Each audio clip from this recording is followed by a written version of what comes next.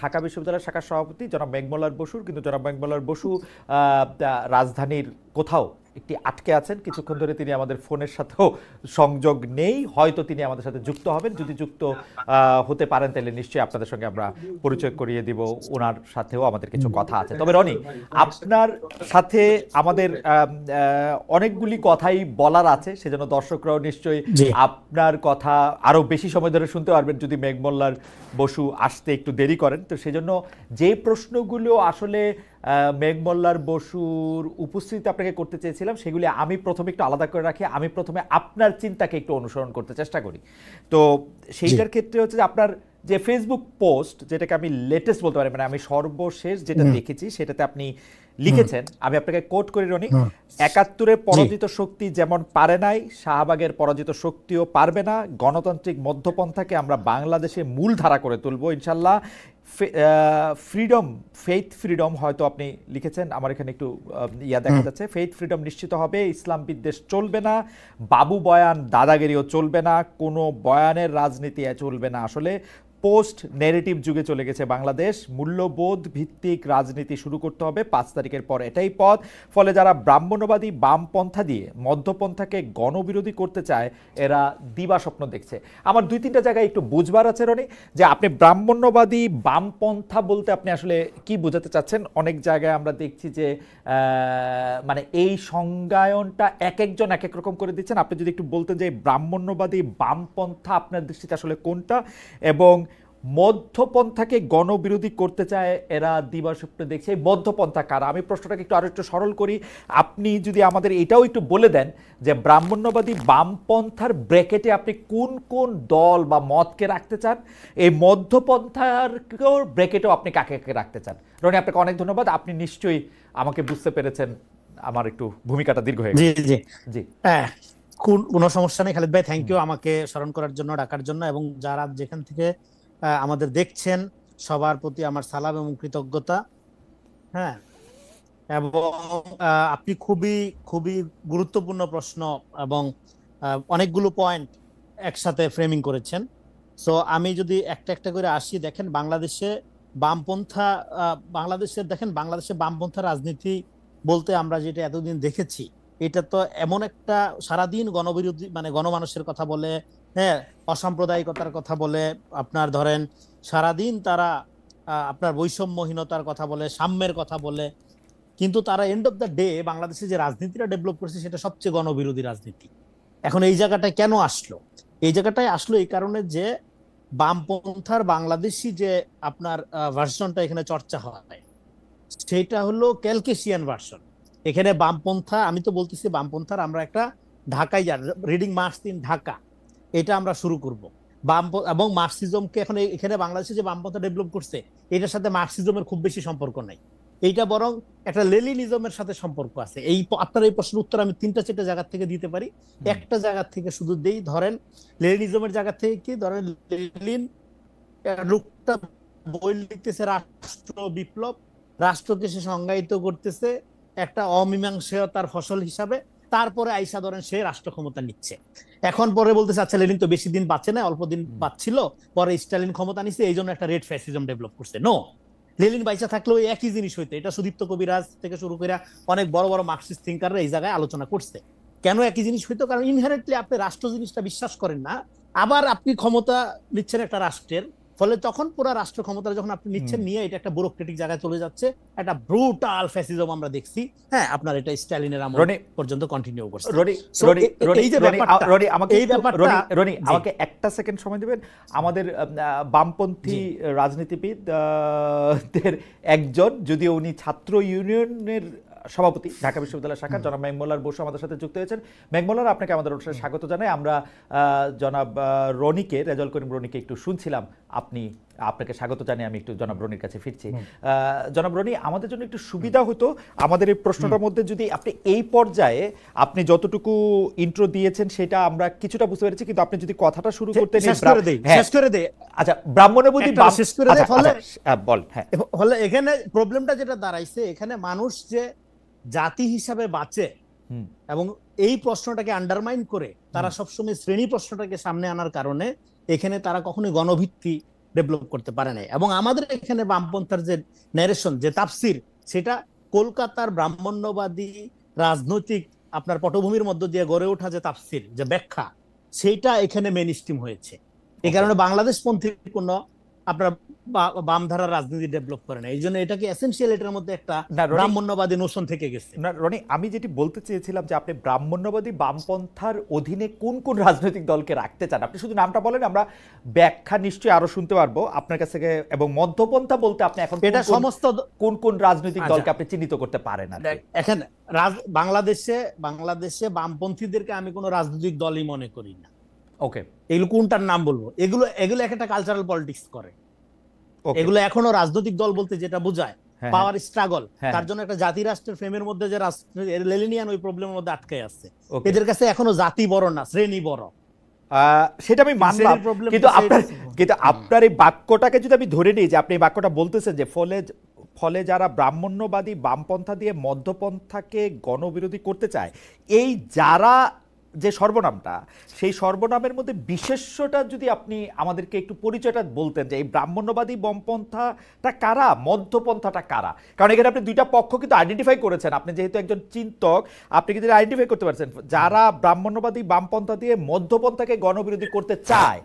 এই এই যারাটা কারা, এটা যদি আমাদের একটু বলতেন। ওকে, আই গট। এটা হলো শাহবাগের পরাজিত শক্তি।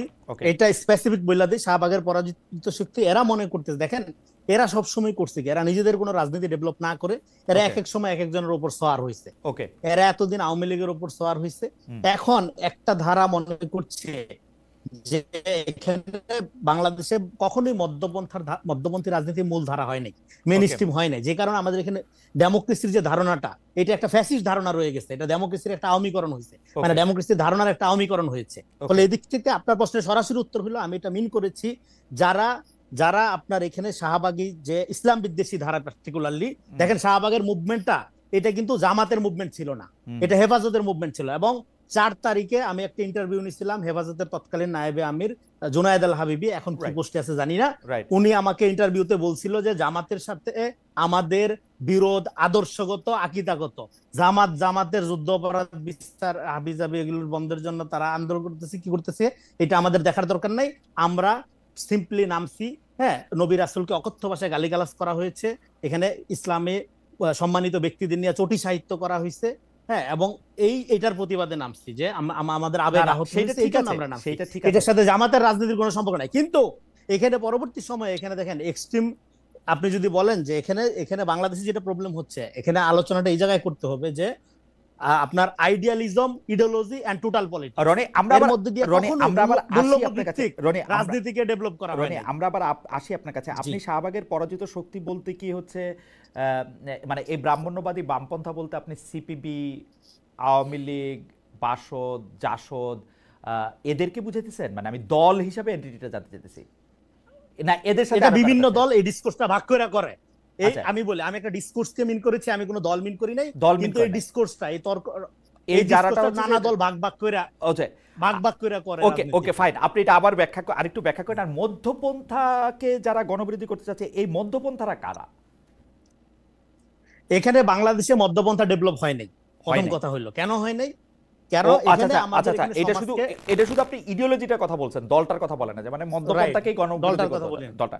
তাহলে যারা এখানে মধ্যপন্থা ডেভেলপই হয় নাই, মধ্যপন্থা ডেভেলপ হয় নাই দেখে এখানে যখন বিএনপি ডানের দিকে ঢুকে বামপন্থীরা গালি দেয়, এই সর্বনাশ হয়ে গেছে বিএনপি। আবার যখন বিএনপি আপনার বামের দিকে ঢুকে ডানরা বলে এই তো ভারতের দালাল, এটা দিয়ে কিছু হবে না। তার মানে হচ্ছে যে আপনি যাদেরকে ব্রাহ্মণ্যবাদী বামপন্থা বলতেছেন, সেটা হচ্ছে যে একটা ডিসকোর্স, এটা আসলে নির্দিষ্ট দল না, এই দলের মধ্যেও অনেকে থাকতে পারে ওরকম। আর মধ্যপন্থা বাংলাদেশে এখনো দাঁড়ায় নাই, সেই মধ্যপন্থাকে অলরেডি গণবিরোধী করতে চাচ্ছে। আমরা আরো শুনবো আপনার কাছে। আমরা একটু জনাব মেঘমল্লার বসুর কাছে যাই। জনাব মেঘমল্লার বসু, জি, প্রথম কথা হচ্ছে যে গত 1 বছরে আমরা নানা রকম মব কালচার দেখেছি, যাকে সরকারের মুখপাত্র বা আমাদের প্রেস সচিব, আমাদের প্রিয় সাংবাদিক বড় ভাই শফিক ভাই যাকে প্রেসার গ্রুপও বলেছেন।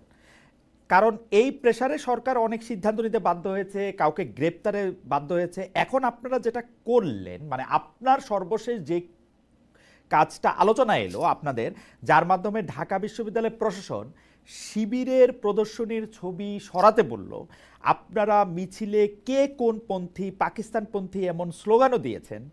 এটা এক ধরনের মব কালচার কিনা? আমি আবার একটু বলে রাখি, দর্শকরা যারা জানেন তারা জানেন, যারা জানেন না তাদের জন্য বলি। আপনি আবার আরেকটা আপনার সোশ্যাল মিডিয়ামে আপনি এটা বলেছেন যে আপনি যেটা পাকিস্তানপন্থী এই স্লোগানটা দিয়েছেন, এটা ঠিক কে পাকিস্তানপন্থী না, আপনি তো পাকিস্তানি যে স্লোগানটা দিয়েছেন সেটা আসলে হয়তো ঠিক করেন নাই।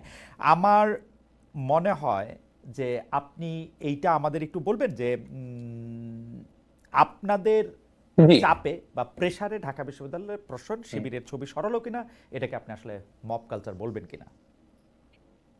প্রথমত ডানপন্থীদের আগে একটা জিনিস সিদ্ধান্ত নিতে হবে। ডানপন্থীরা এক এক সময় বলার চেষ্টা করে যে বামপন্থীরা 2টা 4টা লোক 5টা লোক, এদের কথায় কে শুনে, কি হয়, অমুক তমুক, এদের গুনারই কিছু নাই, এদেরকে পাত্তা দেওয়ারই কিছু নাই।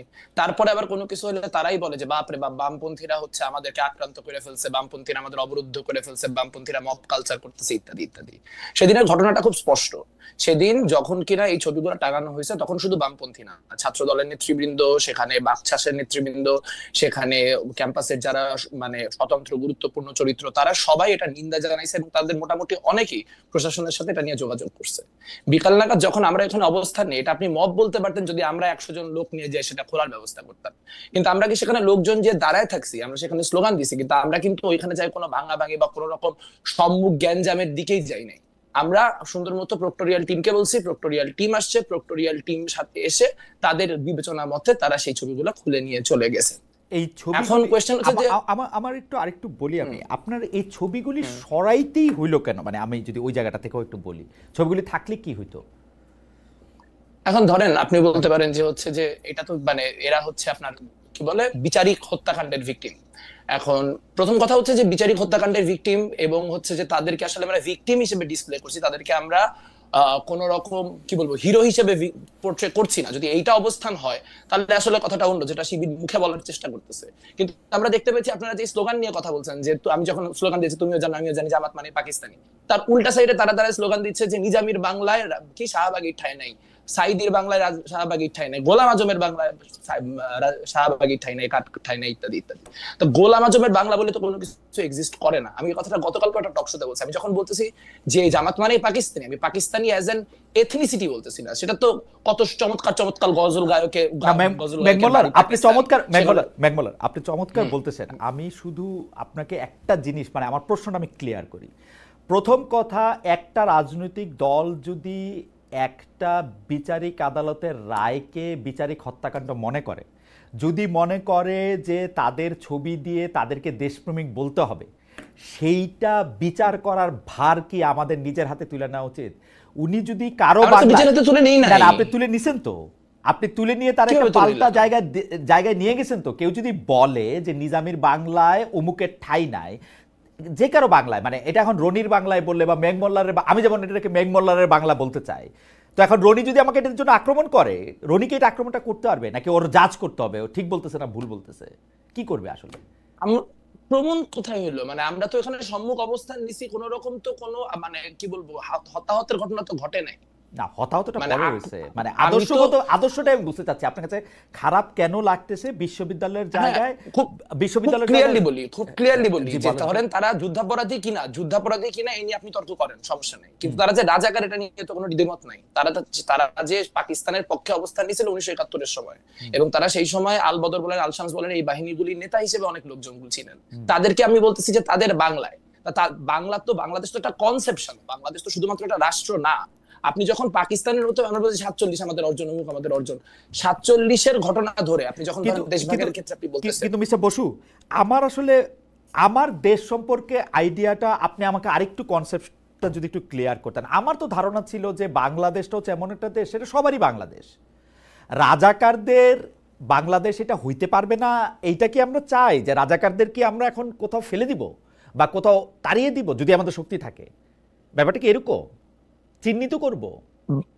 মানে রাজাকাররা তো সরকারের আশপাশ দিয়ে ঘোরাঘুরি করতেছে, তারাই দেওয়ার আলোচনা আসতেছে কোত্থেকে? আমার যেটা খুব প্যারা লাগতেছে গোটা কনভারসেশনটাই মনে হচ্ছে যে জামাত ইসলামী সামহাও 5ই আগস্টের পরের একটা প্রান্তিক ক্যারেক্টার। মানে আপনি আমাদের প্রক্টর বলছে তিনি নাকি পারমিট উইথড্র করছেন, হ্যাঁ। তারপরে প্রোগ্রাম 3 দিন চলছে, তাহলে ডিফ্যাক্টো প্রক্টর তো আসলে এস এম ফরহাদ এখন ঢাকা বিশ্ববিদ্যালয়ে। সো এইভাবে কথা বলার তো কোনো সুযোগ নাই যে তারা প্রান্তিক এবং তাদেরকে জায়গা দেওয়া হইতেছে না। তারা গত 1 বছর ধরে প্রোগ্রাম করছে, আজকে এবার কি তারা প্রথম প্রোগ্রাম করলো? 36শে জুলাইয়ের প্রোগ্রাম তারা টিএসসির ভিতরে বিশাল বিশাল হোর্ডিং দিয়ে টানা করছে।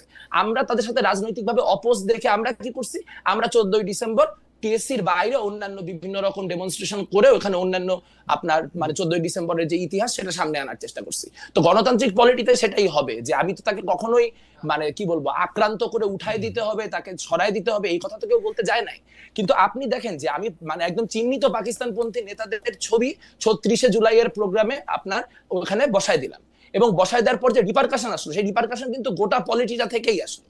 কিন্তু সেটা পার্টিকুলারলি যেহেতু আমরা ওখানে ভ্যানগার্ড অবস্থায় না বসু, আমি বলি আমার কিন্তু অন্য পলিটিক্যাল পার্টিগুলি কি বলছে না বলছে, আমি শুধু আপনার ধ্যানটাই আমি আসলে বুঝতে চাই যে আপনি যে আচ্ছা তাহলে বলি আপনার কেন আপনি কেন মানসিক বা শারীরিকভাবে আহত হচ্ছেন ওদের ছবি এখানে টানানো দেখে, মানে মানে মানে আমি রাজাকারের ছবি দেখে না আমার আহত লাগে না, কারণ আমি তো আর ওদেরকে আমি তো বাংলাদেশটা সব মানুষের বাংলাদেশ জানতে মনে করি আর কি। খালেদ ভাই, এখানে তো নাগরিক অধিকারের প্রশ্ন তোলার কথা আসতেছে কোত্থেকে? যাদের ছবি দেওয়া হচ্ছে তারা সবাই মৃত, কাজে এখানে তাদেরকে বাংলাদেশে থাকতে দিব না পাকিস্তানে পাঠিয়ে দিব, that is not the discussion we are having. আলোচনাটা হচ্ছে যে তাদেরকে আমি হিরো হিসেবে সেলিব্রেট করব কিনা। তারা বলতেছে যে তারা ভিকটিম হিসেবে রাখা হয়েছে, কিন্তু তার পর মুহূর্তে তারা যখন স্লোগান দিচ্ছে তখন তারা তাদেরকে হিরো হিসেবে সেলিব্রেট করতেছে। এখন আপনি চাইলে এটা রাখতে পারেন, তাহলে খুব ফাইন, যে হইতেছে এরকম হবে 5 বছর 2-4-5 বছর পরে আমরা আওয়ামী লীগের ক্ষেত্রে এরকম হবে যে আমরা আওয়ামী লীগকেও এরকম ভাবে একটা এন্ট্রান্স পলিটিক্সে দিয়ে দিব সবাই মিলে, যে হচ্ছে তারাও এরকম একই কাজ করতে পারে, তারা শেখ হাসিনার বাংলায় অমুকের ঠাই নেই আবার হবে বাংলাদেশে। কিন্তু তাহলে গণহত্যা কোয়েশ্চেনটা আসলে আমাদের কাছে সিরিয়াস না, আমাদের কাছে এটা সিরিয়াস এনাফ না যেটাকে আমরা লেফট ভার্সেস রাইট বা এই লেন্সে আমাদেরকে দেখতে হচ্ছে। কোয়েশ্চেন এটা না যে ওখানে বামপন্থীরা এরকম অবস্থান নিল কেন, কোয়েশ্চেন হচ্ছে এইটা যে আরো সবাই মিলে নিতে পারলো না কেন। একটা ছোট জিনিস বলি, যে আমি যখন বলতেছি পাকিস্তান, আমি পাকিস্তান তখন একটা ধারণা হিসেবে বলতেছি, আমি পাকিস্তান একটা কনসেপ্ট অ্যাজ অ্যান আইডিওলজি বলছি, আমি পাকিস্তান অ্যাজ এ নেশন হিসেবে বলতেছি না। পাকিস্তানি হওয়া কোনো দোষের কিছু না, অনেক ভালো ভালো মানুষ পাকিস্তানি, আমাদের অনেক পাকিস্তানি কমরেড আছে। আমরা যখন বলতেছি মানে আপনার গোলাম আজম পাকিস্তানি, তার মানে গোলাম আজম তো 1972-এর পরে পাকিস্তানের সিটিজেনও ছিলেন, পূর্ব পাকিস্তান পুনরুদ্ধার কমিটির কাজকর্ম তারা করেছেন। না আমার মনে সেই জায়গা থেকে আমার মনে হয় বেগমুল্লাহ আমরা একটু সময় নেই, মানে আপনার হয়তো আমি আর আপনি কোন একটা জায়গায় কানেকশনে একটা অসুবিধা হইতেছে কিনা। আমার কাছে মনে হয় যে আপনি বাংলাদেশে আইন আদালত আছে, পাশাপাশি বাংলাদেশে রাজনৈতিক কর্মকাণ্ডও চলবে, রাজনৈতিক দলগুলিও থাকবে, কিন্তু একটা রাজনৈতিক দল আরেকটা রাজনৈতিক দলের বিশ্বাসকে বা তার ইডিওলজিকে আপনি কাউন্টার করার জন্য ওইখানেই সশরীরে দাঁড়ায় এই প্রতিবাদটা করবেন কিনা, এবং এই প্রতিবাদটা আসলে সেই জায়গায় যদি বিশ্ববিদ্যালয়ের কর্তৃপক্ষ স্টেপই না করতো তাহলে এটা আরও একটু খারাপ জায়গায় যাইতো কিনা, আমি ওইটা বুঝতে চেষ্টা করতেছি যে আপনার মনটা। যেমন আপনি আমার প্রশ্ন করলেন রাজাকারের ছবি দেখলে কি আমার খারাপ লাগবে না, না আমার লাগবে না, ছবি দেখার সাথে খারাপ লাগার কোনো সম্পর্ক নাই, কারণ আমি আমার ইডিওলজি জানি, আমার ইডিওলজির সঙ্গে অন্য একটা ইডিওলজি আমাকে ব্যাহত করে কিনা বলতে আমি বুঝাতে চাই যে বাংলাদেশের সবার মতই থাকবে। আপনার মতটা যদি এখানে আপনি একটু বলতেন যে কেন আমাকে একটা ছবি দেখে খুব বিহব্বল হয়ে যেতে পারবে, কেন একটা স্লোগান শুনে আমাকে খুব কেঁপে উঠতে হবে, কেন, কারণটা কি? কারণ এখানে আমরা খুব স্পষ্টত দেখতে পাচ্ছি 24-এর যে অভ্যুত্থান, সেই 24-এর অভ্যুত্থানকে নানান ফর্মে 1971-এর কাউন্টার হিসেবে জামাত শিবির দাঁড় করানোর চেষ্টা করতেছে। এটা কোনো আইসোলেটেড ইনসিডেন্ট না, এই ইনসিডেন্ট গুলা বারবার করে ঘটতেছে, মুখপত্রে বারবার করে লেখা হচ্ছে যে জামাত হচ্ছে কি কিছু মুসলমান ভুল বুঝে মুক্তিযুদ্ধে অংশগ্রহণ করছিল, সেই জায়গাটা নিয়ে আবার যখন যথেষ্ট চাপ আসতেছে তারা সেখান থেকে সরে যাচ্ছে। মানে এই সোহরাওয়ার্দী উদ্যানে একটা প্রোগ্রাম করার সুযোগ পাইছে, প্রোগ্রাম করা শেষেই প্রথম কথা বলছে যে 7ই মার্চেও এত লোক হয় নাই সোহরাওয়ার্দী উদ্যানে যে পরিমাণ লোক হয়েছে। এখন মুক্তিযুদ্ধের বিরুদ্ধে অবস্থান নিয়ে যদি আপনারা গণ্যমান্য ব্যক্তি আপনারা যদি সিদ্ধান্ত নেন যে বাংলাদেশে জামাত ইসলামী মুক্তিযুদ্ধের বিরোধিতা করেও রাজনীতি করতে পারবে, রনি ভাই আছে, রনি ভাই অনেক পোস্ট মডার্নিজম, মুক্তমুখ, লেনিনিজম নানান কিছু দিয়ে ব্যাখ্যা দিতে পারবে যে হ্যাঁ মুক্তিযুদ্ধ বিরোধী অবস্থান নিয়ে বাংলাদেশে রাজনীতি করা যাবে, ফাইন, সেটা আপনাদের পলিটিক্যাল অবস্থান, এটা আমাদের পলিটিক্যাল অবস্থান না। আমাদের পলিটিক্যাল অবস্থান হচ্ছে ছাত্র শিবির নতুন প্রজন্মের, তারা যদি রাজনীতি করতে চায়, তারা যদি বাংলাদেশে অন্য সবার সাথে মিলে রাজনীতি করতে চায়, ওয়েল অ্যান্ড গুড। আমরা 24 অভ্যুত্থানের মধ্য দিয়ে আসছি, আমরা চাই নাই যে পুরানো যে মানে গ্যাঞ্জামগুলো সেই গ্যাঞ্জামগুলো ফিরে আসে, কিন্তু তারা যদি বারবার করে মুক্তিযুদ্ধ মুক্তিযুদ্ধের ব্যাপারটাকে ট্রিগার করার চেষ্টা করে, তাহলে আমরা ট্রিগার্ড হব। এবং আপনি কনস্ট্যান্টলি ট্রিগার করার চেষ্টা করে কেউ ট্রিগার্ড হলে তখন ভিকটিম প্লে করবে, এটা হতে পারে। ওকে, মেঘমালার বসু তার অবস্থান পরিষ্কার করেছেন। আমরা একটু আবার রেজাল করিম রনির কাছে যাই এই বিষয়টি একটু বোঝার জন্য।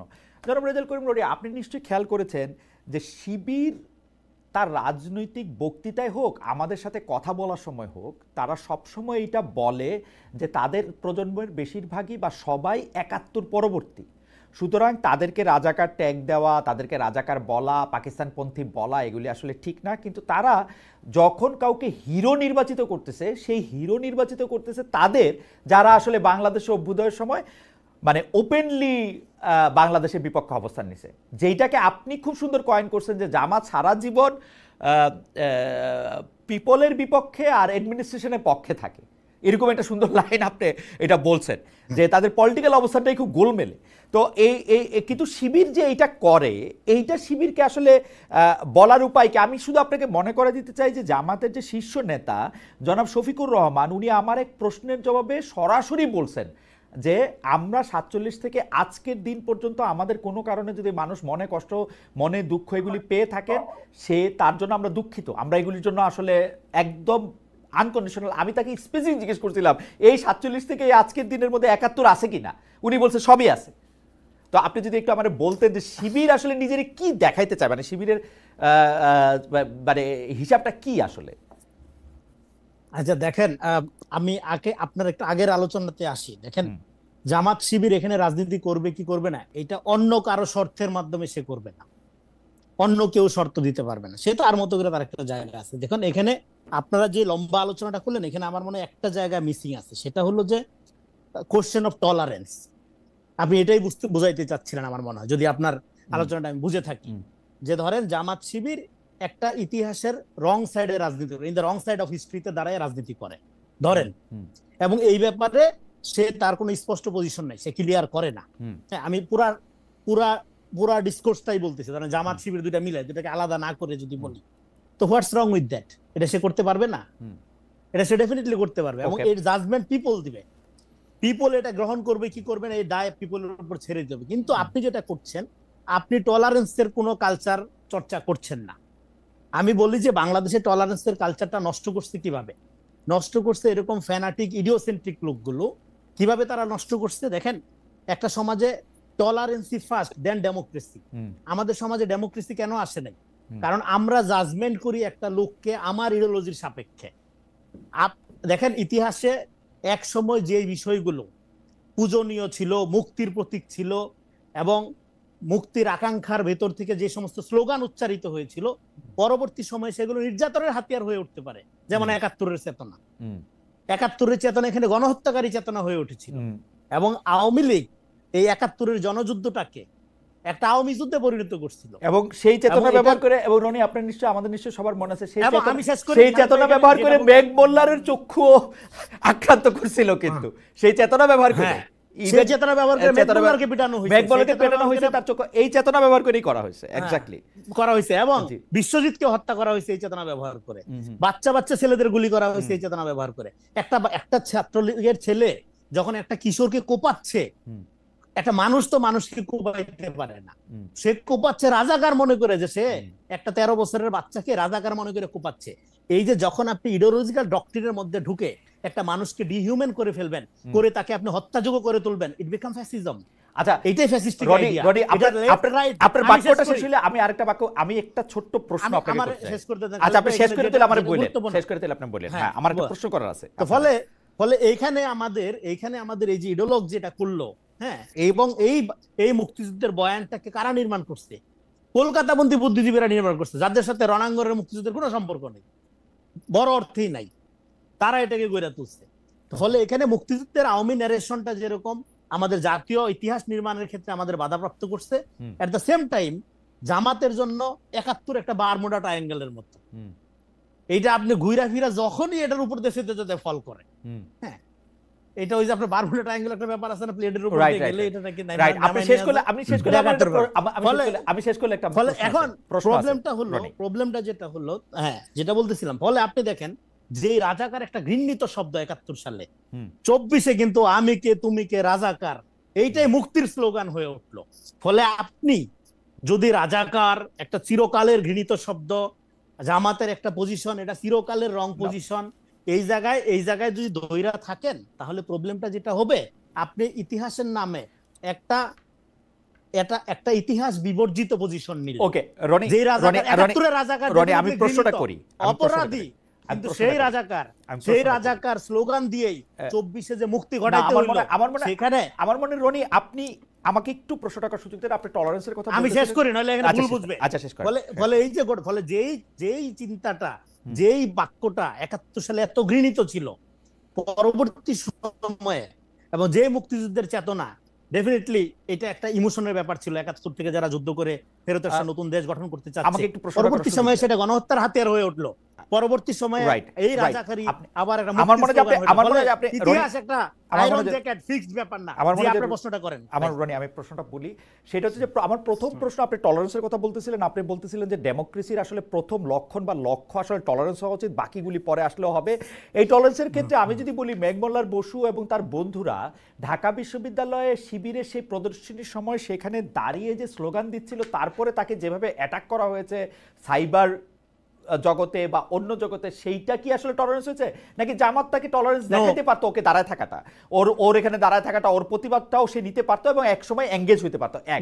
আর দুই হচ্ছে আপনি টলারেন্স ব্যাপারটা তো আচ্ছা, আমার আরেকটা প্রশ্নটার আরেকটা জায়গা আছে। আপনি যেখানে ২৪-এর স্লোগানটার কথা বলতেছিলেন, তুমি কে আমি কে রাজাকার ঘৃণিত শব্দ বইলাই, এইটা আমাদের সবার গায়ে লাগছে প্রধানমন্ত্রী শেখ হাসিনা যখন ওই বাচ্চাদেরকে রাজাকার বলছে, এবং ওইটা কিন্তু ঘৃণা হিসাবে সে বলছে, তুমি কে আমি কে রাজাকার কে বলেছে স্বৈরাচার, এবং কে বলেছে স্বৈরাচার পরে যুক্ত করলেও ওদের যে আমাকে রাজাকার বলা হয়েছে, এটা ছিল হচ্ছে ওদের প্রথম এবং ফরমোস্ট ট্রিগারিং ইভেন্ট, যেটা পরে দিয়ে গিয়া আবু সাইদে মানে মাল্টিপ্লাইড হয়েছে, অনেক গুণে বাড়ছে, মুগ্ধে গিয়া এটা একদম মানে সারা। কিন্তু রাজাকার শব্দটা ওই সময় ঘৃণিত ছিল, এখনো কিন্তু আসলে মনের মধ্যে হয়তো ঘৃণিতই। মানে এইটা আমার দুইটা ঘৃণা নিয়ে তো কোনো সমস্যা নাই। আচ্ছা, টলারেন্সের জায়গা আর হচ্ছে আপনি রাজাকারের ওই ব্যাপারটাও যদি একটু ক্লিয়ার করেন একটু ইয়াতে। দেখেন, সরি, আপনি আগে একটা প্রথম জায়গায় আছে, দেখেন ডোমিনেন্ট কালচার সবসময় সমাজে টলারেন্সের ব্যাপারটা নির্ধারণ করে। এখন আমাদের এখানে ডোমিনেন্ট কালচারের মধ্যে প্রগতিশীলতা, অসাম্প্রদায়িকতা, মুক্তিযুদ্ধ চেতনা, রবীন্দ্র ফ্যানাটিজম মিলে এই যে স্যালাইন বানানো হয়েছে, এইটা তো আওয়ামী ফ্যাসিজমের একটা হাতিয়ার হয়ে উঠছিল, আওয়ামী ফ্যাসিজমের ডিসকোর্স নির্মাণের কম্পোনেন্ট হয়ে উঠছিল এর প্রত্যেকটা জিনিসই। ফলে এখন ২৪-এর গণ অভ্যুত্থানের মধ্যে কোনো ইডিওলজি ফাংশন করেনি, এখানে সিম্পলি ফাংশন করছে কমন ভিকটিমহুড। ইভেন যারা ছাত্রলীগ করতো তারাও শেষের দিকে এসে এই হত্যা নিতে পারতেছিল না, তারা পদত্যাগ করে এসে আন্দোলনে অংশগ্রহণ করেছে। এখানে ডান বাম, প্রগতিশীল অপ্রগতিশীল, ইসলামিস্ট, হিন্দু মুসলিম, পাহাড়ি নির্বিশেষে নাম ছিল। ফলে এইটার মধ্য দিয়ে সমাজে আপনার ইডিওলজির মীমাংসা হয়ে যায় নাই। ফলে এখন কিন্তু আমাদের এখানে ডোমিনেন্ট ডিসকোর্স, যেটা এই যে প্রগতিশীল সেকুলার যে ডিসকোর্স, সেই ডোমিনেন্ট ডিসকোর্সের মধ্যে টলারেন্সের কালচার কি নির্মাণ করা হয়েছে? নো, নির্মাণ করা হয়নি। কারণ এই ডিসকোর্সটা, এই তর্কটা যে হিস্টোগ্রাফির উপর নির্মিত, তার মধ্যে ইনহেরেন্টলি ইসলাম বিদ্বেষ রয়ে গেছে।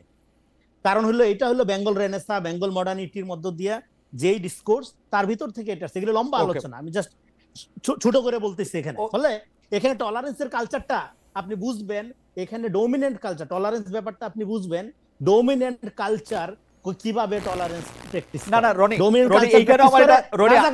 এখানে আমার একটা ছোট প্রশ্ন আছে আপনার কাছে, আমি আবার আসবো, আমি প্রশ্নটা করে রাখি। আপনি ডোমিনেন্ট কালচারের কথা বলতেছিলেন, কিন্তু আপনি যাকে ডোমিনেন্ট কালচার বলে আইডেন্টিফাই করতেছেন, আমি কিন্তু যোগাযোগের একজন ছাত্র হিসাবে গত 10 বছর ধরে ডোমিনেন্ট কালচারটা চেঞ্জ হয়ে যেতে দেখতেছি। এটা ওয়াজের মাধ্যমে, এটা 10-15 বছরের মধ্যে এটা ওয়াজের মাধ্যমে হোক, মানুষ কি শুনতে চেতেছে হোক, সোশ্যাল মিডিয়ামে আসলে মানুষ কি দেখতে চেতেছে হোক, মানুষের আত্মপরিচয়ের মধ্যে কোনটা সে সবচেয়ে বেশি সামনে আনতেছে ওইটা দেখাও। রনি, আমি আপনার কাছে আসবো এইটা বলার জন্য যে ডোমিনেন্ট কালচার। আচ্ছা, শেষ করেন সেকেন্ডটা শেষ করি। ফলে এখানে ডোমিনেন্ট কালচার, এই জন্য মুসলমান এখানে মুসলমানরা সংখ্যায় মেজরিটি হইলেও কালচারালি সবসময় এরা মাইনরিটি ছিল, এবং এই জন্য এরাও যে কম দায়ী তা না। ফলে এখন মুসলমানদেরকে বা ইসলামী ধারাকে আপনি যদি রাইটিং হিসাবে আপনি আখ্যায়িত করেন, এটা খুবই ডেঞ্জারাস হবে, মানে এটা রং আইকনিং হবে। কারণ আপনার রাইট উইং এর আইডিয়া ফরাসি বিপ্লবের সময় একরকম ছিল, এটা এক এক সময় এক এক রকম থাকে। আপনি ট্রাম্পকেও ধরেন অনেকে রাইট উইং বলে, হ্যাঁ, কিন্তু ট্রাম্প তো একটা ডেমোক্রেটিক প্রসেসের মধ্যে দিয়ে ইলেক্টেড আপনার এবং সে চাইলে যা খুশি তা করতে পারে না, কারণ ডেমোক্রেসির একটা প্রাতিষ্ঠানিক ওকে, ব্যাপার আছে। আপনি একটু ফলে শেষ যাই হোক, করেন যদি এখন শেষ করেন। হ্যাঁ শেষ করে ফলে এখন দেখেন আপনি যেটা বললেন যে রাজাকার শব্দটা এটা যে ঘৃণিত, হ্যাঁ সেই ঘৃণার শব্দটা, সেই ঘৃণিত শব্দটা উচ্চারণ করার মধ্যে দিয়ে মুক্তির দ্বার যে ওপেন করলো, তার মানে কি একটা শব্দের মিনিং চেঞ্জ হইতে পারে, ব্যবহার চেঞ্জ হইতে পারে, এটার ব্যবহার একই রকম থাকে না সবসময়। ফলে এখন আমাদের এখানে একাত্তরের ইতিহাসটা তো নির্মাণ করা হয়নি, একাত্তরের ইতিহাসটা এটাকে একটা আওয়ামী ইতিহাসের জায়গায় রেখে দেওয়া হয়েছে, যে কারণে ৭১ নিয়ে এখনো পর্যন্ত ঝগড়াঝাটি হয়। এটা একটা পিপল হিস্ট্রির মধ্যে যারা ইতিহাসের রং সাইডে রাজনীতি করছে তাদের অবস্থান ইতিহাসে নির্ধারিত। ওকে, তাদের অবস্থান ইতিহাসে নির্ধারিত, এটা বিতর্কের বাইরের জিনিস থাকা উচিত। ফলে এখন আপনি যখন বারবার এই জিনিসটাকে আনার মধ্য দিয়ে আপনি যেটা করেন, এখানে সমাজে আমরা যেটা বলি যে 24 তারিখের পরে কি হবে, রাষ্ট্র হবে ভ্যালু বেস, ইডিওলজি থাকবে সমাজে, আপনি ডান আপনি শেষ করে দেন রনি, এই পর্যায়ে আপনি শেষ করে দেন। সমাজে আপনি রাখেন, আপনি আপনার ইডিওলজি দিয়ে আপনি রাষ্ট্রকে নিয়ন্ত্রণ করার চেষ্টা করেন না। কিন্তু আমরা দেখেছি কি আওয়ামী লীগকে ফ্যাসিস্ট করে তুলছে কারা? এই বামরা। বলে বামপন্থী বাংলাদেশের রাজনীতির জন্য আমি একটু আপনাকে আটকাই, আমি একটু জনাব মেঘমুল্লার বসু, মানে শেখ হাসিনাকে বামপন্থীরা ভুল বুঝাইছিল। না দাঁড়ান মেঘমুল্লার বসু, একটা সময় দেন, একটু আমাকে সময় দেন। আমরা দর্শকদের একটু খালি যুক্ত করি যে আপনি কি মনে করেন যে শেখ হাসিনার বিরুদ্ধে আন্দোলনে আপনারা প্রত্যক্ষভাবে অংশগ্রহণ করেছিলেন বাম শক্তিগুলি। আমি আপনার কথাই বলি, আপনার নেতৃত্বে আপনি যে রাজনৈতিক দলের ছাত্র শাখার নেতৃত্ব দেন তারাও অংশগ্রহণ করেছিল, কিন্তু এই আন্দোলনে আসলে আপনাদের কি ভূমিকা, মানে আমরা মনে রাখবো যে আপনারা কি অনুঘটকের ভূমিকা পালন করেছেন, সহযোগী ভূমিকা পালন করেছেন, সামনে থেকে কোনো আদর্শের জায়গা থেকে এক হয়েছেন, নাকি আপনারা একটা অক্সিলারি ফোর্স মানে সংখ্যা হিসাবে সেখানে উপস্থিত ছিলেন? জনাব মেঘমুল্লার বসু একটু যদি বলতেন, রনিকেও একটু অ্যাড্রেস করেন যে এই ফেসিবাদ। হ্যাঁ জি বুঝতে পেরেছি। আপনার যে শেষ প্রশ্নটা, এই প্রশ্নটার উত্তর আমি উত্তর দিব না এই সেন্সে যে আসলে আমাদের রোল কি ছিল, we will late history decide it for itself. আমাদের বড় কোনো মিডিয়া হাউস নাই, আমরা বড় কোনো কিছুর মানে আমাদের যে অবদান এটা কোনো কি বলবো মানে বট আইডি দেয়া বলেন বা হাজার হাজার বিশাল স্ট্রাকচারাল এলিমেন্ট দিয়ে এটা পোর্ট্রে করার কোনো উপায় নেই, আমি চেষ্টাও করব না। আমি বলবো যে আমরা কোথায় ছিলাম সেগুলো খুব প্রত্যক্ষ, কারণ আমরা কোনো এমবিসির সাথে মিটিং করি নাই, তো আমরা মোটামুটি মাঠে ছিলাম পুরোটা সময়। তো মাঠে মানুষজন দেখছে এবং যারা ওই সময় অন্যান্য শক্তি যারা প্রত্যক্ষভাবে মাঠে ছিল তারা এটা ইভ্যালুয়েট করবে। মেঘমুল্লার আপনি মন খারাপ করেন না, আমি শুধু প্রশ্নটা করি যে আপনারা কি না আমি জুলাই আগস্টের আন্দোলনে আপনারা প্রত্যক্ষভাবে অংশ নিয়েছেন, সেটা আমি দেখেছি, আমি এটা সাক্ষ্য। কারণ হচ্ছে যে আমি সারাক্ষণই তখন কানেক্টেড থাকতাম, নানাভাবে টেলিভিশনে যা দেখানো হয়েছে তার চেয়েও বেশি আমি আসলে দেখতে পেরেছি নানা কারণে। এখন মেঘমুল্লার আমাদের প্রশ্নটা যদি আমি অন্যভাবে করি, আপনাদের কোন ইডিওলজি আসলে জুলাই স্পিরিটের মধ্যে আছে সেইটা থেকেও যদি একটু বলেন। আগের রনিরটা যদি একটু বলে নেন যে আন্দোলনটা মানে আমাদের আন্ডারস্ট্যান্ডিং হচ্ছে যে আমরা মুক্তিযুদ্ধপন্থী। সো আমাদের কাছে মুক্তিযুদ্ধ মানে হচ্ছে একটা বৈষম্যহীনতার সমাজ, যেই সমাজে মানে অর্থনৈতিক বলেন সামাজিক বলেন এইসব জায়গায় সাম্য থাকবে। আমরা দেখতে পাইছি শেখ হাসিনা মুক্তিযুদ্ধকে কাজে লাগায়, মুক্তিযুদ্ধের নামকে ব্যবহার করে বাংলাদেশের মানুষের বিরুদ্ধে যুদ্ধ ঘোষণা করতেছে, এবং তারা মুক্তিযুদ্ধের যে সাম্যের আইডিয়া, সেই সাম্যের আইডিয়া থেকে অনেক দূরে যায়। মুক্তিযুদ্ধ ব্যাপারটাকে একটা first class citizenship, second class সিটিজেনশিপের মতো করে হচ্ছে কিছু সার্টিফিকেট ধারীর জন্য একটা আলাদা ব্যবস্থা করে দিচ্ছেন, এবং তার মধ্যে দিয়ে বাংলাদেশে যে একটা বৃহত্তর যুব সমাজ, সেই যুব সমাজ তার যে কর্মসংস্থানের জায়গা, সেই কর্মসংস্থানের জায়গা থেকে ব্যাহত হচ্ছে।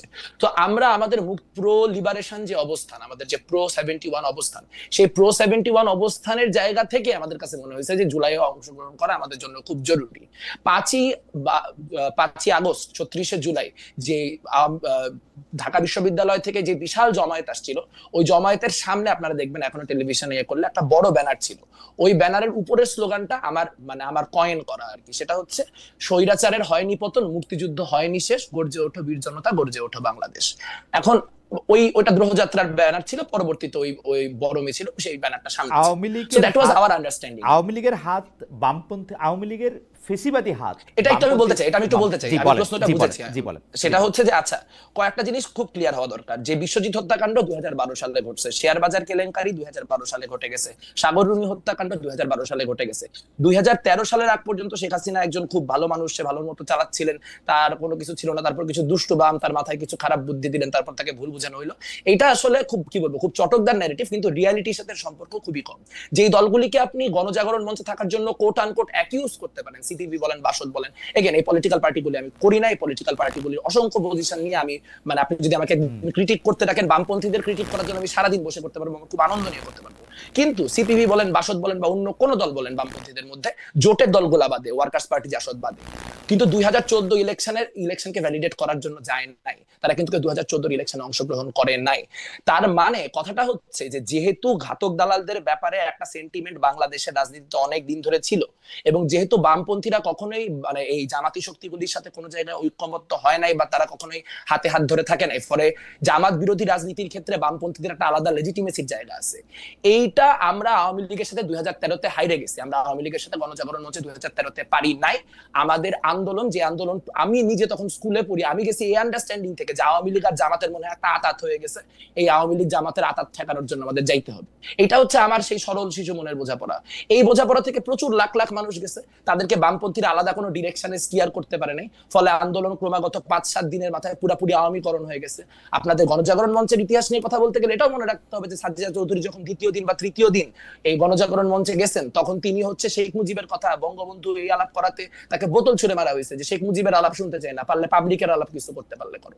তা সেটা আসলে আমাদের একটা ঐতিহাসিক কাফফারা, আমরা 2013 কাফফারা দিতেছি যে আমরা এরকম একটা বড় 40 বছর ধরে যেটা পরিস্থিতি তৈরি হলো, মানুষ তিলে তিলে ঘাতক দালালদের বিরুদ্ধে অবস্থান তৈরি করে, সেটার জন্য একাডেমিক অবস্থান তৈরি করে, রাজনৈতিক অবস্থান করে জাহানারা ইমামরা যে লড়াইটা করে গেলেন, সেই লড়াইটা থেকে আমরা কোনো আপনার বক্তব্য মনে পরিষ্কার। আমি একটা ছোট প্রশ্ন করতে চাই, আপনি যদি এটার জবাব দিতেন।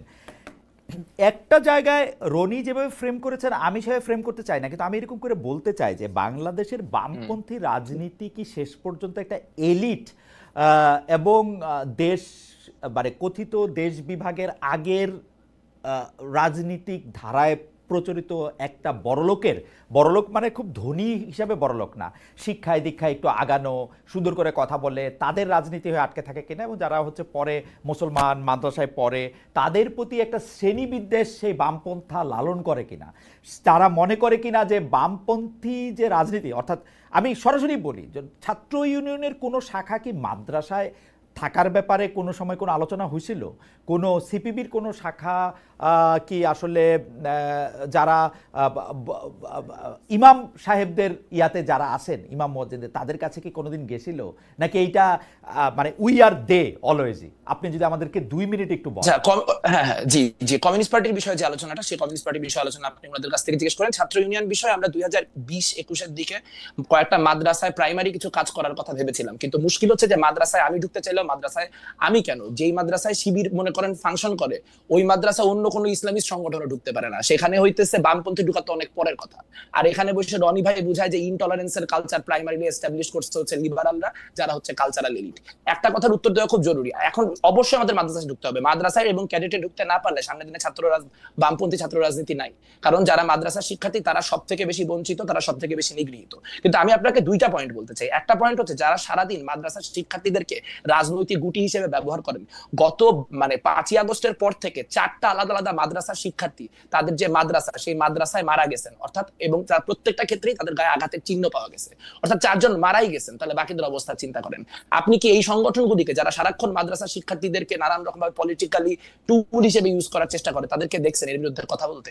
আমি কিন্তু এরকম একটা মানববন্ধনে যায় দাঁড়াইছি, সেটা খুবই সামান্য, আমাদের সাংগঠনিক কাছে সব জায়গায় বাড়াইতে হবে, সেটাও সত্য। কিন্তু যাদেরকে আপনি বলতেছেন যে এরা এদের পক্ষে, এরা যেন বা হচ্ছে রাইট উইঙ্গাররা এদের পক্ষে, তাদেরকে কি কখনো আপনি দেখছেন মাদ্রাসার চলমান যে সংকটগুলি, সেই সংকটগুলিকে অ্যাড্রেস করতে? দেখেন নাই। একটা ছোট্ট কথা বলি, আমি এই ফ্রেমওয়ার্কের সাথে একমত না। মানে আমার মনে হয় রনি ভাই এখন যেটা করতেছেন সেটা হচ্ছে উনি গ্রীষ্মকালে শীতকালের ওয়াজ করতেছেন। উনি যদি মানে আওয়ামী লীগ আর এই কথাগুলি আপনার কথা 2 মিনিট টাইম, জি 1 মিনিট নেন, 1 মিনিট নেন। আচ্ছা, সেটা হচ্ছে বাংলাদেশের সবথেকে বড় সোশ্যাল ইনফ্লুয়েন্সার হচ্ছে এই মুহূর্তে আল্লামা পিনাকি ভট্টাচার্য এবং দ্বিতীয় হচ্ছে ইলিয়াস হোসেন। তারা দুইজনের কেউই, তার নামটা ঠিক করে বলেন, মানে আপনি তো তার নামের সাথে মানে উনি তো একটা নামটা ঠিক করে বলেন, সেজন্য আমি বলতেছি। ঠিক আছে, আপনি জানেনই, আমি তো মানে এটা আরেকবার করার তো দরকার নেই। আচ্ছা ঠিক আছে, জানলাম, পিনাকি ভট্টাচার্য এবং ইলিয়াস হোসেন। মানে আচ্ছা ঠিক আছে, ওকে, পিনাকি ভট্টাচার্য এবং ইলিয়াস হোসেন। আচ্ছা ফাইন।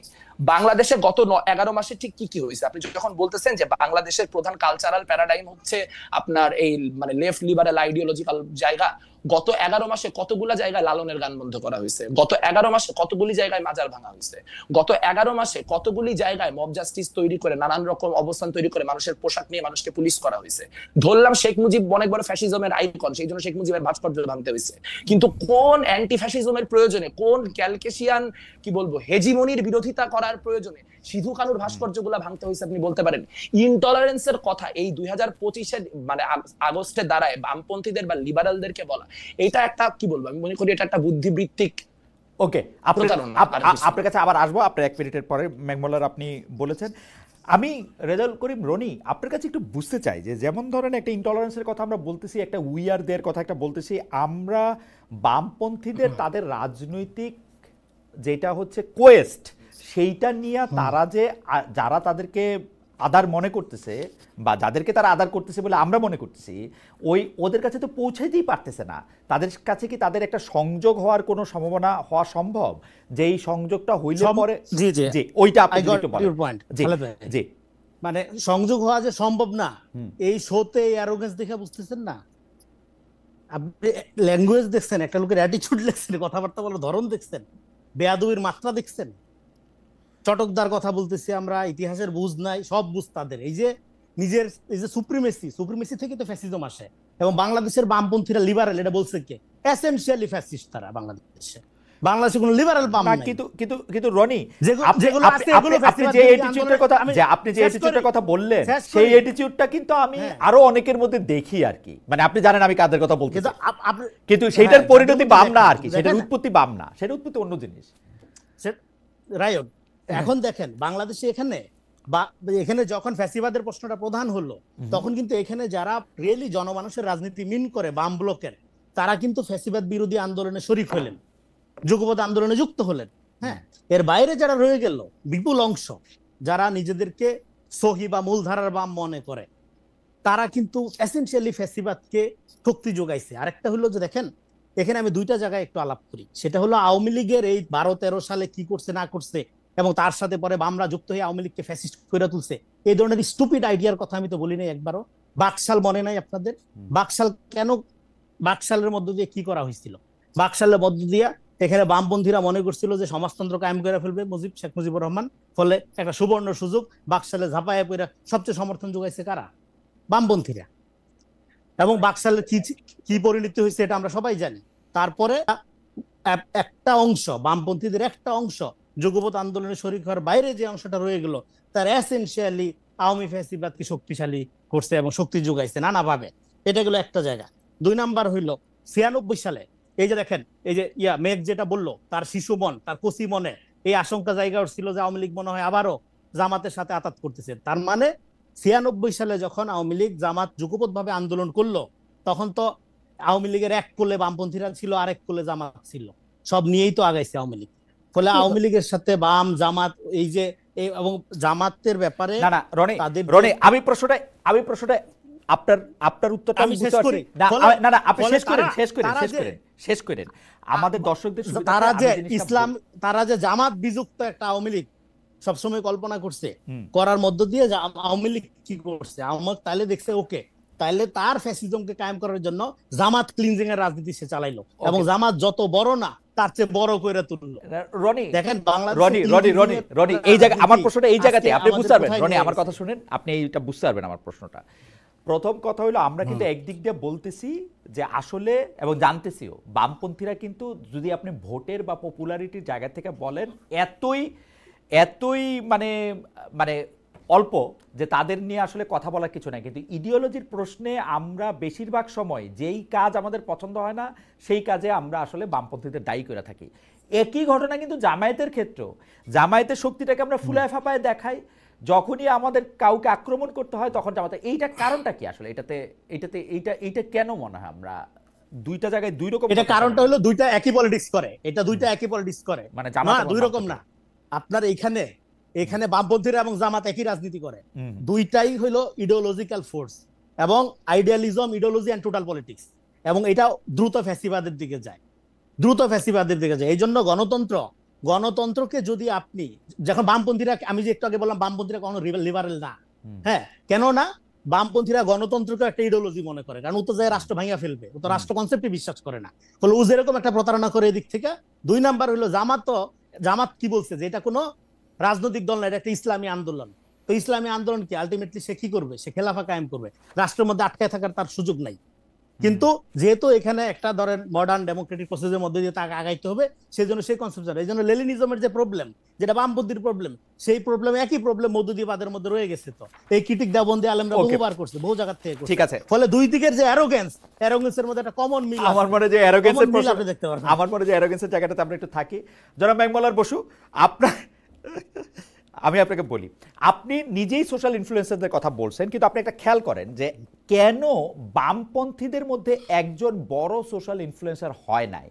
কেন বামপন্থীদের কথা আপনারা দেখেন, আপনারা সব ভালো কথা বলতেছেন, সব মানুষের কল্যাণে কথা বলতেছেন, তবুও মানুষের কল্যাণে আপনাদের কথা কেউ শুনছে না কেন? সেইটার কারণ কি? আপনারা রাজনীতিবিদদের কাছে যখন আমরা এই প্রশ্ন করি, তখন তারা বলে যে আমরা টাকা পয়সা এবং অন্যান্য অনেক কিছুর কাছে হেরে যাই। আমরা যখন সোশ্যাল ইনফ্লুয়েন্সারের কথা বলি, তখন তার টাকা পয়সা, ভোট, এগুলির ব্যাপার থাকে না, ক্ষমতার ব্যাপার থাকে না।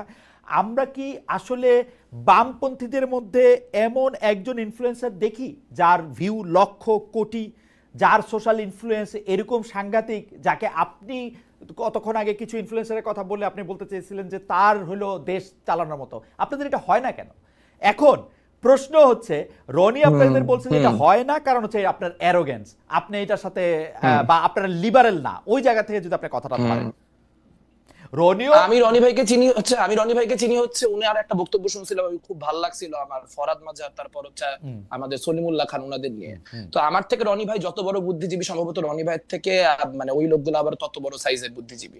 আমার কাছে মনে হয় একটু বড় বুদ্ধিজীবীদের সাথে একটু আমি কোনো বুদ্ধিজীবী না, আমি কোনো বুদ্ধিজীবীও না। হ্যাঁ, ফলে বড় বুদ্ধিজীবী সবাই যে আসলে দুই পায়ে হাত, না আমি একটু বলে নেই না, তবে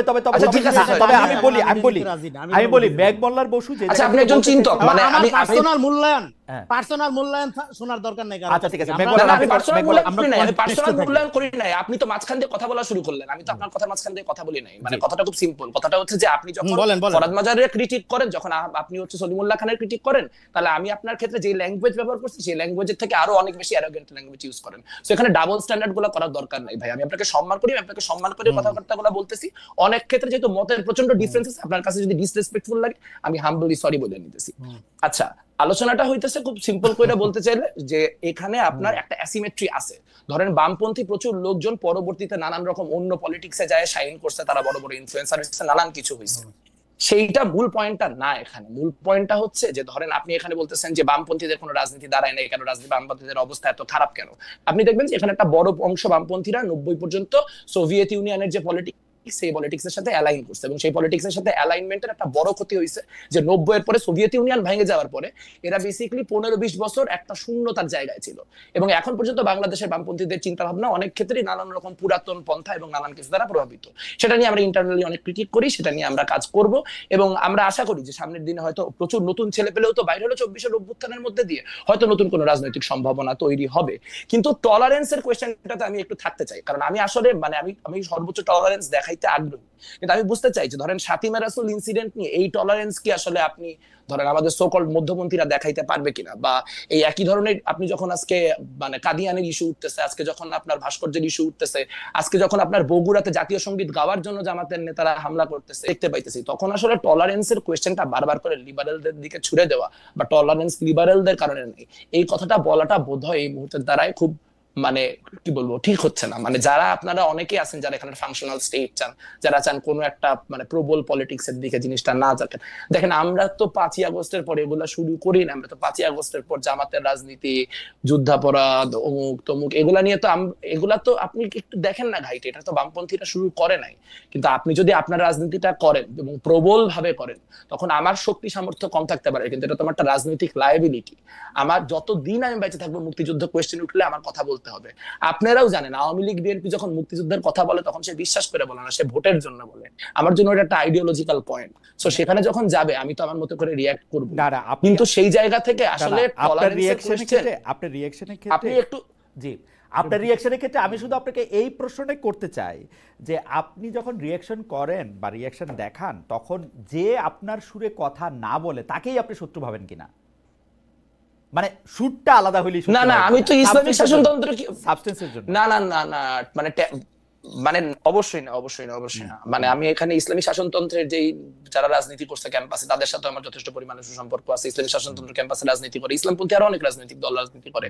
রাজনীতি ইসলামপন্থী থাকবে, বামপন্থী থাকবে, মধ্যপন্থী থাকবে, সবাই থাকবে, সেটা কোনো সমস্যা না। কিন্তু বাংলাদেশ একটা মুক্তিযুদ্ধের কোয়েশ্চেনে একটা অন্ততপক্ষে একটা বেসিক কনসেনসাস দরকার, এবং সেটা এরকম ভণ্ড কনসেনসাস না যে আমি মুখে বলবো আমি মুক্তিযুদ্ধ মানে নিচ্ছি, আমি সুযোগ পাইলেই মুক্তিযুদ্ধ বিরোধী পজিশনটায় আবার ফিরে যাবো না। এইটা হচ্ছে কথা। আর বাকি বাকি জি শেষ করেন ম্যামওয়ালার। বাকি আপনি বলেন না। আমার তো আওয়ামী লীগের বয়ানের মুক্তিযুদ্ধের বিরুদ্ধে 1000টা কথা বলতে কোনো আপত্তি নাই। মানে আমি সিরাজ শিকদারের অবস্থান কি ছিল, কর্নেল তাহেরের অবস্থান কি ছিল, এখানকার তরিকতি মুসলমানদের অবস্থান কি ছিল, ইসলামকে মুক্তিযুদ্ধের সামনে কেমনে প্লেস করা হয়েছে, সেই যাবতীয় ক্রিটিক্যাল আলোচনা নিতে আমি 100 আগ্রহী। বসু একটু দাঁড়ান। আমি রনি আপনার কাছে জানতে চাই যে যেমন ধরেন আওয়ামী বয়ানে মুক্তিযুদ্ধ এবং আওয়ামী বয়ান ছাড়া মুক্তিযুদ্ধ এরকম কোনো কিছু আসলে এক্সিস্ট করে কিনা? মানে মুক্তিযুদ্ধের বয়ানটা কি আওয়ামী বয়ানেই গিয়ে ঠেকে আমাদের শেষ পর্যন্ত? আমরা কি আওয়ামী বয়ানের বাইরে, মানে আমি আওয়ামী লীগ করি না কিন্তু আমি মুক্তিযুদ্ধের জায়গা থেকে আমার কিছু ইডিওলজি আছে, এটা কি আমি বলতে পারবো? শোনেন, যে কোনো জনগোষ্ঠীর মধ্যে একটা হিস্ট্রিসিটি থাকে, সেই হিস্ট্রিসিটিটা আওয়ামী লীগ নষ্ট করছে, ফলে আমাদের জাতীয় ইতিহাস লাগবে। 24-এর পর এই কথাটা আমি বারবার বলছি। হ্যাঁ, কিন্তু মুশকিলটা হলো আমরা যখন ইডিওলজির বেসিসে মানুষকে মূল্যায়ন করি, তখন আপনার ইডিওলজির বাইরের যিনি, তাকে দ্রুতই আপনি হত্যাযোগ্য করে তোলেন। এটা হলো সবচেয়ে ডেঞ্জারাস দিক, আপনি যে ইডিওলজির সাপেক্ষে করেন। এই জন্য আমরা বলতেছি একটা ভ্যালু বেজ রাষ্ট্র থাকবে, নাগরিক ভিত্তিক রাষ্ট্রে সবচেয়ে ফ্রিডম ইন্ডিভিজুয়াল। আমি কেন বামপন্থীদের লিবারাল বলি না, কারণ তারা ডেমোক্রেসিকে একটা ইডিওলজি মনে করে। ডেমোক্রেসিকে যখন আপনি ইডিওলজি মনে করবেন, ইট বিকাম ফ্যাসিজম। হাসিনা কোনোদিনও বলে নাই যে সে ফ্যাসিস্ট। আর একটা হলো এখানে যে উদাহরণটা দিল, দেখেন আমি একটা কনটেক্সটে ফরাদ ভাই, সলিম ভাই, আমার শিক্ষক দুইজন, তাদেরকে আলোচনা করছি এবং তাদের নাম কোথাও বিকৃত করি নাই, তাদেরকে কোনোভাবে গালিগালাজ করি নাই এবং কোনো অ্যারোগেন্সি ছিল না। সেটা আমি খুব ফানি ওয়েতে তাদের সাথে তাদের আইডিয়া ধরে আমি আলাপ করেছি, এবং তারা মুখোমুখি আমার সামনে ছিল না সেই আলোচনায়। তারা প্রয়োজনে এর চেয়ে ব্রুটালি আমাকে রেসপন্স করতে পারবে। আমি এখানে প্রায় মুখোমুখি একই সাথে আলোচনা করতেছি, ফলে সে যে সমস্ত শব্দ চয়ন করতেছে, স্ব আলোচক হিসেবে সে আমার অনেক জুনিয়র, সেটাও আমি বলতেছি না। সে ধরেন জাতির পিতা লেভেলের সিনিয়র, অসুবিধা নেই। হ্যাঁ, কিন্তু তার যে অ্যারোগেন্স সেটা পাবলিক দেখতেছে, এবং সে একটা অন্য প্রায় 1 বছর আগের সে আরেকটা উদাহরণটাই না আনলো। যেহেতু আমি ধরেন এখানে অ্যারোগেন্সি শো করছি, এই জন্য এখন আমার সাথে অ্যারোগেন্সি শো করা যায় যাচ্ছে, তাই না? ফলে এই যে ধরেন এই যে স্টুপিডিটি গুলো, এখন আমি মানে এই যে স্টুপিডিটি গুলো, এগুলো চর্চা করার সুযোগ আপনি বামপন্থীদের দিবেন, তারপরে তারা নাচবে, হ্যাঁ গণতন্ত্র বলবে, আর দেশে খুব গণতন্ত্র হবে। শুনেন, বাংলাদেশে বামপন্থীদের এই যে সফিস্টিকেসি, নিজেকে সুপ্রিমেসি মনে করা এবং টলারেন্সের সবচেয়ে বড় ক্ষতি শুধু না, তারা ডায়লগের কালচারই রাখে না কোথাও। এখানে যে আপনি ডায়লগ করবেন, সে প্রথমে আপনাকে বিশ্বাস করবে। আপনি 71-এর ব্যাপারে, আপনার পয়েন্টে আসতেছি, আপনি 71-এর ধরেন 71-এর পরে জন্ম, আমি 71-এর ব্যাপারে কোনো ইমোশন নাই, আমার কোনো ইমোশন নাই। আমি বাঙালি জাতীয়তাবাদ, রবীন্দ্রনাথ, অসাম্প্রদায়িকতা কোনো কিছু পছন্দ করি না। আপনি আমার মাইরা ফেলবেন? আচ্ছা, এটা হচ্ছে আপনি মাইরা ফেলবেন আমাকে বাংলাদেশে? এটা আপনার প্রশ্ন। কিন্তু তা না, তারা 71-এর ব্যাপারে একটা মৌলবাদী জঙ্গি পজিশন নিবেই, এবং তারা কোনোদিন 71-এর যে ভারতীয় বয়ান সেটার বিরুদ্ধে প্রতিবাদ করছে। এই পুরা রিজিম দইরা ভারত যে এটাকে উদযাপন করছে সবসময় তাদের যুদ্ধ বইলা, ভারত পাকিস্তান যুদ্ধ বইলা, তারা কখনো বাংলাদেশের এত বড় ইন্টেলেকচুয়ালিটি করে তারা কখনো বাংলাদেশ এই জায়গা থেকে আমি মেঘমোল্লারকে জানতে চাই। খুবই ইন্টারেস্টিং একটা জায়গায় আসছেন আপনি। করে নাই, ফলে তারা সবসময় গণবিরোধী রাজনীতি করছে। তারা যেটা করছে, তারা সবসময় পুঁজিবাদ বিরোধিতার নামে যেটা করছে, পুঁজির পক্ষে অবস্থান নিয়েছে, তারা সবসময় এস্টাবলিশমেন্টের পক্ষে অবস্থান নিয়েছে, তারা সবসময় গণবিরোধী অবস্থান নিয়েছে। বাংলাদেশ ইসলাম বিদ্বেষের জায়গায় নিয়ে গেছে। একটা মিনিট সময় দেন। আমার ট্রেনে যাইতে হবে ভাই, আমি এখন দৌড়াইতে হবে। আপনি ট্রেন ছেড়ে দিতেছেন, এইজন্য আমি ঠিক আছে, তাহলে আপনি যান। রনি, আপনাকে অনেক ধন্যবাদ। রনি যে বক্তব্য বলছে, মেঘমোল্লারেরও টাইম নাই, মেঘমোল্লারকে 2 মিনিট আমি টাইম, মানে হয়তো মেঘমোল্লার যতক্ষণ পাবেন মেঘমোল্লার একটু বলেন। মেঘমোল্লার দুটো জায়গায় যে আসলে বামপন্থীদের জায়গার সাথে ডায়লগই করা যায় না, এটা একটা। আর 2 নাম্বার কথা হচ্ছে যে একটা হচ্ছে যে বামপন্থীদের সঙ্গে ডায়লগই করা যায় না, আর 2 নাম্বার কথা হচ্ছে যে 71 নিয়ে ভারতের যে বয়ান, সেই বয়ানটা কোনোভাবে আপনারা এটা প্রতিবাদ করেছিলেন কিনা? বা আপনি আচ্ছা, আমি একদম শর্ট করে উদাহরণ বলি। আমি মানে মোদির যে ভারত থেকে বাংলাদেশ আগমন মুজিব বর্ষ উপলক্ষে তার বিরোধিতা করে ঢাকা বিশ্ববিদ্যালয়ে আন্দোলন করে মানে ছাত্রলীগের হাতে রক্তাক্ত হওয়া লোক। সো বেসিক ইনফরমেশন মানে একটু জানি না কথা বলতে হবে সহ আলোচকদের। দ্বিতীয়ত হচ্ছে খুবই গুরুত্বপূর্ণ যে এখানে গত বছর যখন এই গোটা আন্দোলন হচ্ছে তার ঠিক 10 থেকে 15 দিন আগে আমরা ঢাকা বিশ্ববিদ্যালয়ে একটা বিশাল ওয়াল টু ওয়াল চিকা মারছিলাম মাওলানা ভাসানীর, যেখানে লেখা যে পিন্ডির জিঞ্জির ছিন্ন করেছে দিল্লির গোলামি করার জন্য নয়। সো আমরা আমাদের জায়গা থেকে মুক্তিযুদ্ধের যে ভারতীয় বয়ান, সেই ভারতীয় বয়ানকে সবসময় চ্যালেঞ্জ করতেছি। এখন মেইন স্ট্রিম মিডিয়া কখন এটা দেখবে আর কখন এটা দেখবে না সেটা তো ভাই আমাদের উপর নির্ভর করে না। আপনি যদি তখন আমার উপর ওই লেন্সটা ফেলতেন তাহলে দেখতে পাইতেন, তখন ফেলা হয় নাই দেখে দেখা যায় নাই। আর একটা কথা বলা খুব ইন্টারেস্টিং, খুব গুরুত্বপূর্ণ। দেখেন এখানে একজন লোক এতগুলা টলারেন্সের কথা বলে তার সহ আলোচকরা স্টুপিড বলে চলে গেল এবং এটাই এস্টাবলিশ করলো যে এই ঘটনার মধ্যে দিয়ে আমি অ্যারোগেন্ট এবং সে অ্যারোগেন্ট না। এবং আমি যখন তারে সরি বললাম তারপরও সে আমারে গালাগালি করলো এবং এর মধ্যে দিয়ে এস্টাবলিশ হলো যে বাংলাদেশে ডানপন্থীরা আসলে বামপন্থীদের অ্যারোগেন্সের কারণে হচ্ছে কোন রকম কনভারসেশন করতে পারতেছে না। আমি আপনার দর্শককেই বলবো যে আপনার দর্শকই জাজ হোক এবং বলুক যে আজকে যে গোটা কনভারসেশনটা হচ্ছে এই কনভারসেশনে ইনটলারেন্সের জায়গাটা কার কারণে জায়গা থেকে না। মেঘমালার, আপনার কাছে কি মনে হয়, আপনি কি এই ডায়ালগটা করার ব্যাপারে যথেষ্ট উৎসাহী বা যথেষ্ট পরিকল্পনা করতেছেন? এটা মানে আপনাদের মধ্যে পরিকল্পনা আছে কিনা, মানে আপনি আরেকটা লোক? অবশ্যই মানে আলোচনা সব সময় ওয়েল অ্যাকসেপ্টেড। আমি তো এখনো এটা শেষ করে দৌড় দিয়ে আর একটা টক শোতে যাবো যেখানে আমার শিবিরের একজন প্রতিনিধির সাথে বসতে হবে। আমাদের তো মানে আলোচনার জায়গায় আমরা সব সময় ওপেন। আমরা নিজেরাও বুঝতে চাই আমাদের যে বামপন্থা সেটা যাতে এখানকার সাথে আরো ইন্ডিজিনাস করার জন্য কি করা যায়, 21শ শতাব্দীর সাথে আরো রেলেভেন্ট করার জন্য কি করা যায়, তার সবই আমি করতে আগ্রহী। কিন্তু এখানে বারবার করে মানে স্ক্রিপ্টটা ফ্লিপ করা হচ্ছে। ইনটলারেন্সের এই কন্ডিশন মোটেই লেফট লিবারালদের কারণে না, লেফট লিবারাল লেফট কনজারভেটিভ কারোর জন্যই। মেঘমালা বসু, আপনাকে অনেক ধন্যবাদ। আমি একটু দর্শকদের জানিয়ে রাখি, আপনি